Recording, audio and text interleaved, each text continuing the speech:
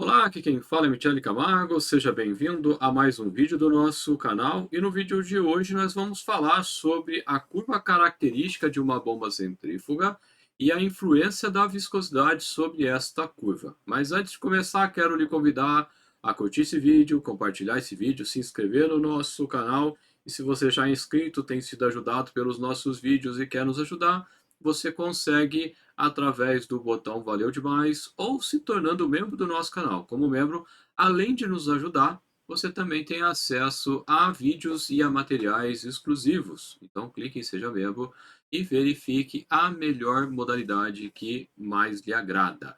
Bom, sem mais delongas, vamos então ao tema do vídeo de hoje, que é a curva característica da bomba centrífuga e a viscosidade. Bom, antes de mais nada, a gente tem que falar o que é a curva característica, né? E a curva característica mais importante da bomba centrífuga é aquela que reúne as duas propriedades, vazão e altura manométrica. A altura manométrica é o equivalente à pressão diferencial da bomba, que eu tenho na bomba, dada em metro de coluna de líquido, né, falando no sistema internacional. Então, eu tenho lá uma altura manométrica de 100 metros, de 50 metros, de 200 metros. Isso é equivalente à carga de pressão, né, a terminologia mais adequada, mas a gente pode converter isso para pressão, né? Então, 10 metros, 100 metros de coluna de água, digamos que seja uma bomba bombeando água, eu vou ter aproximadamente o equivalente a 10 bar de pressão diferencial. Diferencial significa que é a diferença entre a entrada e a saída, é o quanto de pressão que a minha bomba ganhou. E a vazão é a quantidade, né, de água, vamos dizer assim, nesse exemplo de água, que passa na minha bomba por unidade de tempo, né, o volume, né, então tantos litros por segundo, tantos metros cúbicos por hora, enfim, né, nós vamos ter várias unidades aí que são utilizadas nessa seção. Bom, então vamos entender aqui, né, então a gente tem a vazão representada aqui no eixo horizontal e essa altura manométrica, que é a pressão diferencial, né, representada aqui no eixo vertical. Neste exemplo aqui, nós estamos usando, né, uma bomba da KSB, Mega Norm, 80, 50, 250 para 3.500 RPM. Né? Por que eu estou usando curva da KSB? Porque é mais fácil de achar. Né? Você procura ele, né? Você acha um monte de curva da KSB, então tá mais fácil a gente usa. Né? Não tem nenhum mexendo neste vídeo aqui. Bom, no que nós temos aqui em termos de comportamento? Quando a gente aumenta a vazão, a altura manométrica cai, que são essas curvas, né? Essa curva preta aqui. Então, à medida que eu aumento a vazão, cai a altura manométrica, né? E à medida que eu diminuo a vazão, aumenta essa altura manométrica. Faz lembrar uma curva do segundo, uma parábola do segundo grau. Não é bem uma parábola, mas faz lembrar, né? Bem, né? Faz bem o aspecto. O que nós temos nessa curva? Normalmente é isso que os fabricantes fazem, né? Você tem quatro valores aqui, né? De 220 a 260, né? Tem um φ aqui. O que é isso aqui? É o diâmetro do rotor. Significa para esse modelo de bomba, né, a carcaça dessa bomba, eu posso trabalhar com esses quatro rotores. E se eu quisesse trabalhar com um intermediário entre 246 e 260, 260 pode? Pode, mas não tem para você comprar. Você teria que usinar se você quiser, né? É muito comum esse tipo de operação. Bom, o que a gente pode extrair aqui, né? Para uma dada rotação, para um dado equipamento, se eu vou pegar aqui uma vazão de 60 metros cúbicos por hora, se eu utilizar um rotor menor, 220, quando eu chego, estão subindo aqui verticalmente, quando eu chego na curva, venho para a esquerda aqui, eu vou achar que uma altura manométrica por volta dos 90 metros indicada aqui, né? Então está bem na metade entre 80 e 100, né? 90 metros. Se eu colocar na mesma bomba um rotor de 232 e fizer a mesma coisa, eu vou ter alguma coisa aqui em torno de 110, 108, sei lá, metros, né? Um pouquinho mais do que 100. Se eu fizer para o rotor de 246, da mesma forma, eu vou ter quase aqui, bem próximo de 120 metros. E por fim, para o 260, eu vou querer, eu posso, né, obter aqui por volta de 130, 135 metros de altura manométrica. Aí vem uma pergunta que não quer calar. Se eu posso trabalhar nessa bomba com um rotor maior, obtendo uma pressão maior, por que então eu, né, vou optar por trabalhar com um rotor menor? Isso tem a ver com o desempenho de um modo geral. Note que eu tenho valorezinhos aqui, 50, 60, 65 e por aí vai, aonde nós temos, né, o rendimento da bomba. Né? O rendimento é o quanto que ela aproveita de energia. Então, se você o que que acontece, né, se você pegar nessa situação que você precisa, por exemplo, de 90 metros e você pega essa bomba, que vai te dar 130, mais de 130 metros, você vai deslocar muito o ponto de operação dessa bomba e o rendimento cai bastante, né. Então, com isso, você acaba, não valendo a pena. Esse é um primeiro ponto. O segundo ponto é, se você precisa de 90 metros de coluna de líquido aqui, de altura manométrica, e você opta por 130, você vai gastar mais energia para fazer a mesma coisa.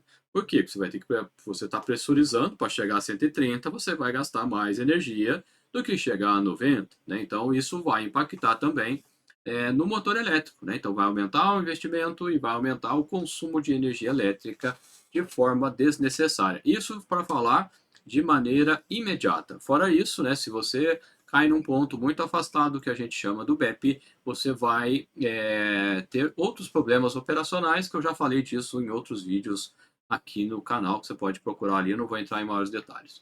Bom, então essa aqui seria, né, a cara da uma curva característica da bomba. O que, que a gente pode, perceba aqui, né, 350 RPM, vou colocar aqui uma outra curva para vocês visualizarem, e é do mesmo equipamento, 80, 50, 250, só que para 1750. O que, que você tem de mudança de imediato neste caso? Vamos olhar a escala. Né? Então, aqui a escala para 3.500 RPM, em termos de altura manométrica, eu chego até 140, ao passo que nessa outra bomba eu chego no máximo a 37 na escala. Então, ao diminuir a rotação pela metade, a altura manométrica caiu em 3 vezes, caiu para um terço, né? Caiu para em torno de 35%, alguma coisa nesta ordem, né? Então, se pegar 140 aqui para 35, né? Então, a gente vai estar aí por volta dos 30%, na verdade, está mais para 30%. Então, só de reduzir, você, olha, veja, a gente reduziu pela metade a rotação, a altura manométrica caiu para 30% do que eu tinha antes. Vamos olhar para a vazão. Para a vazão, o que acontece aqui, a gente tinha na escala 120 e a gente chega na escala no máximo a 70. Na verdade, é um pouco mais de 120, né? Seria algo em torno de 130, cai para 70. Então, eu reduzi a rotação pela metade e a minha escala caiu pela metade também. Então, a vazão é diretamente proporcional à rotação, mas a altura manométrica não. Né? Então, esse é o primeiro ponto que a gente pode destacar. Vai mudar também rendimento, se você comparar essa curva de baixo com a outra curva ali, vai ter rendimentos diferentes aqui no equipamento, então vai mudar, ou seja, o que eu quero dizer, é por isso que eu estou mostrando essa curva, se você mudar a rotação do seu equipamento, é como se fosse outra bomba totalmente diferente. Então veja que através do gráfico a gente pode afirmar isso aqui. E qual que é a outra característica importantíssima que a gente pode extrair dessa análise? E não tem como, ia ser nunca, e nunca, e nunca mesmo, né? Não é nunca mais ou menos, não, é sempre nunca. É sempre nunca, não vai ser diferente disso que eu vou falar agora, que você não consegue alterar somente um parâmetro da bomba. O que eu quero dizer com isso? Você não consegue mudar a vazão se você não mudar a pressão. Então, toda vez que você, numa bomba centrífuga, isso vale para bomba centrífuga, bomba de deslocamento positivo é outra conversa, mas bomba centrífuga, se você alterar a pressão, você vai alterar a vazão. Se você alterar a vazão, você vai alterar a pressão.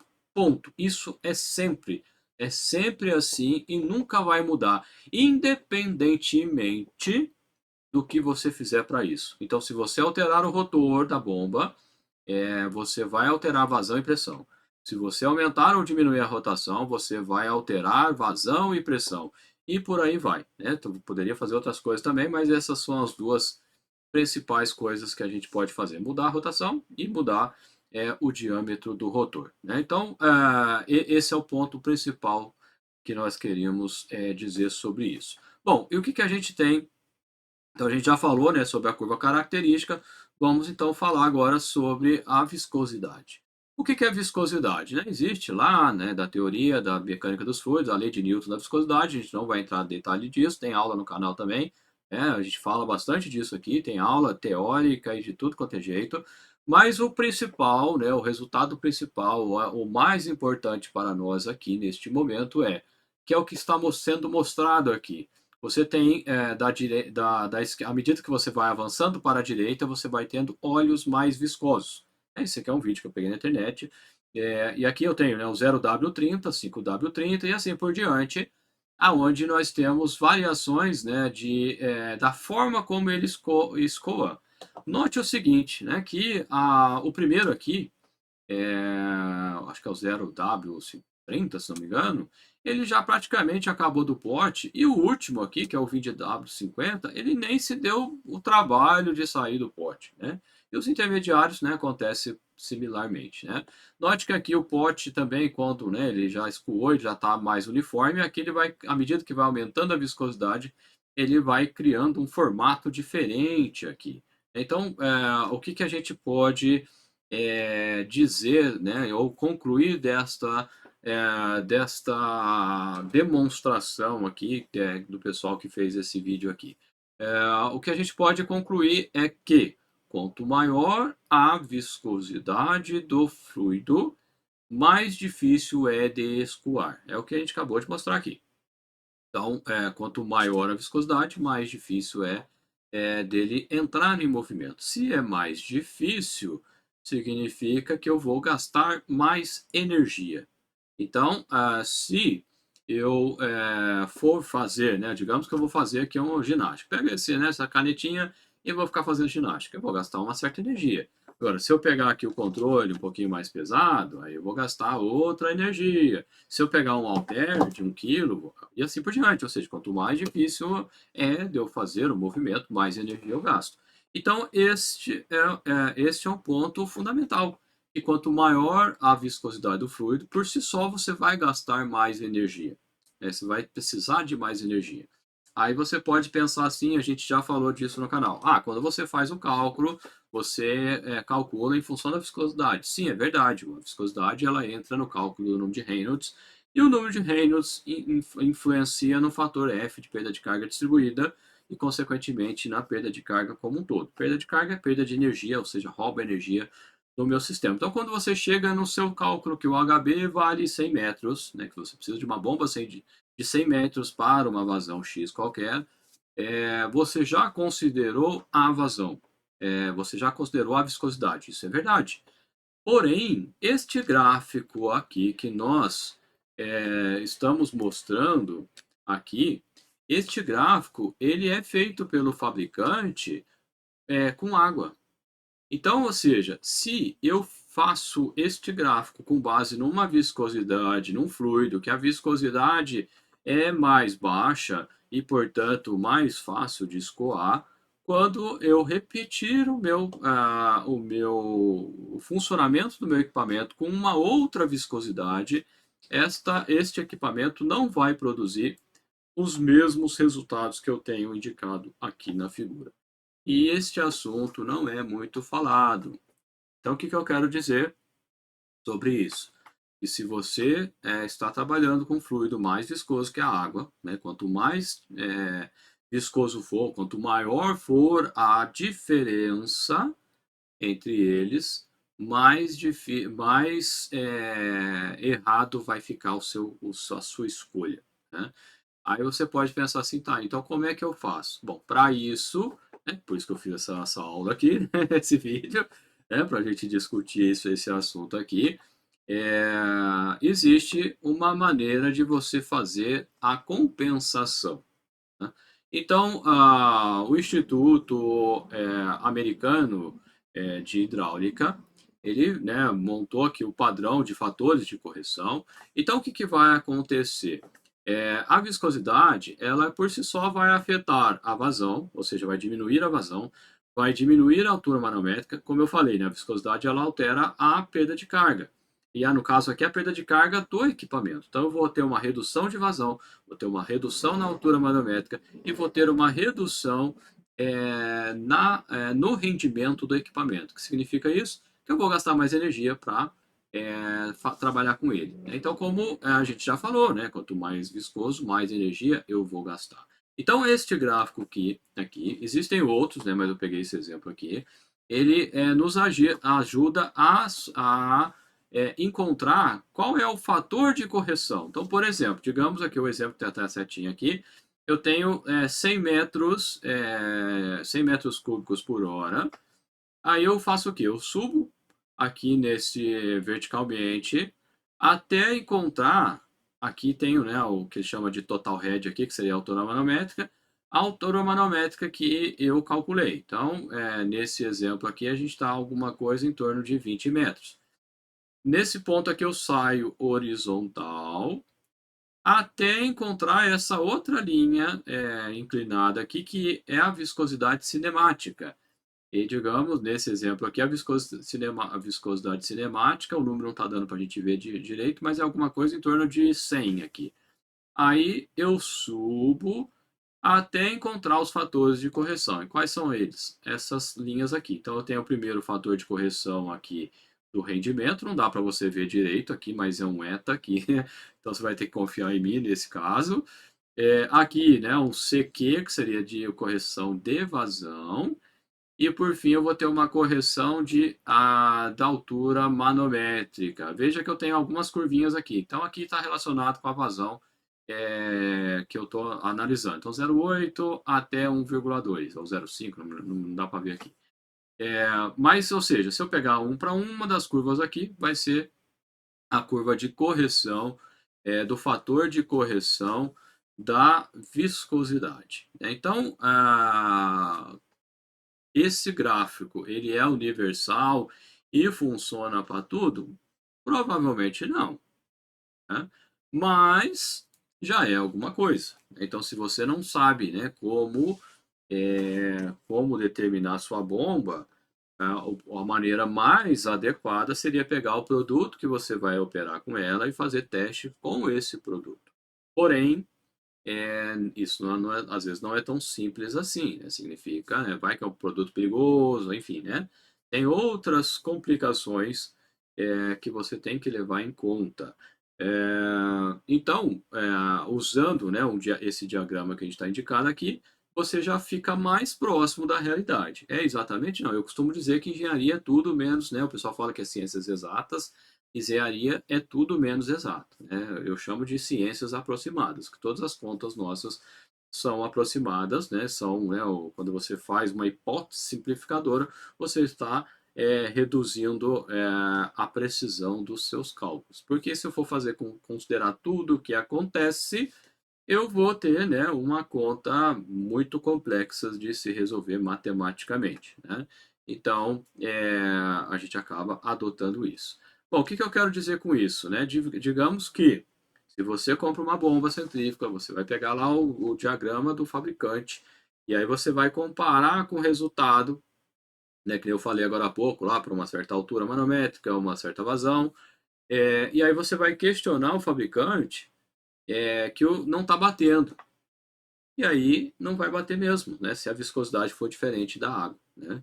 Então, antes, né, de questionar o fabricante sobre a eficácia da sua bomba, você tem que comparar essa questão da viscosidade, né? E um outro ponto também, que é muito que eu me lembrei agora, que é bastante comum, na hora de comprar uma bomba centrífuga, o pessoal, eles não informam a realidade dos fatos. Eles chutam, vamos dizer assim, ou eles não fazem o cálculo direito.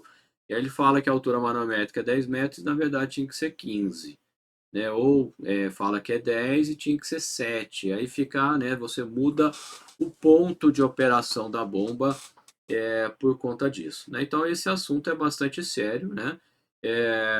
E a gente aborda ele em detalhes, né, no nosso treinamento especificação de bombas centrífugas, né? O pessoal fala que o meu treinamento é caro, mas aqui tem mais de 15 anos de experiência para poder chegar nesse treinamento. Então, tudo aquilo que você precisa saber para fazer a especificação de uma bomba centrífuga. Aqui eu falo bomba centrífuga porque a bomba de deslocamento positivo tem alguns detalhes adicionais, mas tudo que você faz numa bomba centrífuga, você faz para qualquer tipo de bomba, né? Então, é que essa parte, né, para a bomba de deslocamento positivo ainda não está pronto, então não estou prometendo essa parte ainda, né? Mas vai ter logo logo. Então, se você precisa, né, dimensionar bombas, e existe uma diferença entre dimensionar e especificar, por isso que o curso chama especificação. E qual é essa diferença? Dimensionamento de bomba é você chegar no tamanho adequado da bomba que vai atender o que você quer. Chegar no tamanho adequado é escolher uma altura manométrica e uma vazão para o equipamento.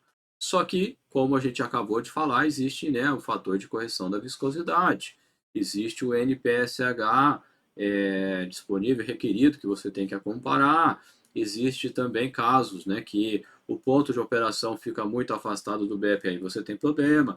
Então, toda essa análise entra dentro da especificação. Então, quando a gente fala especificação de bomba centrífuga, é algo maior, mais completo, que inclui também a parte de dimensionamento. Então, se você precisa aprender isso aí e quer ter acesso, inclusive, ao software de cálculo, né, que aí você vai fazer a conta rapidão, eu te convido a participar do nosso treinamento Especificação de Bombas Centrífugas. Se você tem um time, né, de empresas, se você é uma empresa que trabalha com bombas, e quer treinar a sua equipe, também te convido a participar do nosso treinamento. A gente pode fazer, inclusive, um treinamento corporativo aí, se vocês assim o desejarem. Beleza, pessoal? Um abraço e a gente se vê no próximo vídeo.